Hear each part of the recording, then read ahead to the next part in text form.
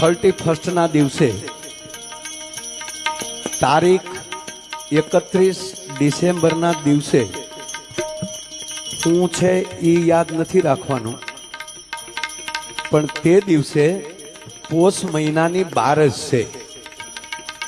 પોષ સુદ 12, પોષ સુદ 12 એકાદશી બધું ભેગું છે.